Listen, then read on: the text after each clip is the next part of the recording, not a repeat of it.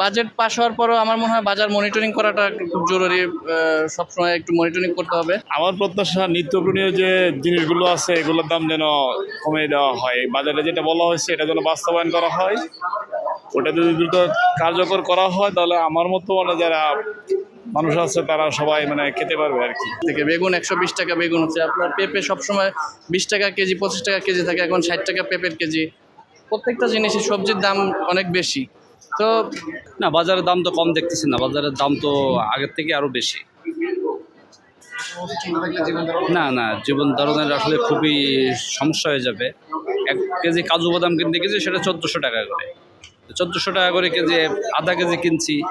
তারপরে গোলমরিচ কিনতে গেছি, 25 গ্রাম গোলমরিচ বিক্রি করবে না, 50 গ্রাম নিতে হবে, নাহলে 100 গ্রাম নিতে হবে। তা মানুষের তো জীবনযাত্রার মান খুবই খারাপ অবস্থা। সরকারের প্রতি আমাদের এই প্রত্যাশা যে দ্রব্যমূল্যর একটু নিম্নমুখী হলে সবাই কিনে খেতে পারবে।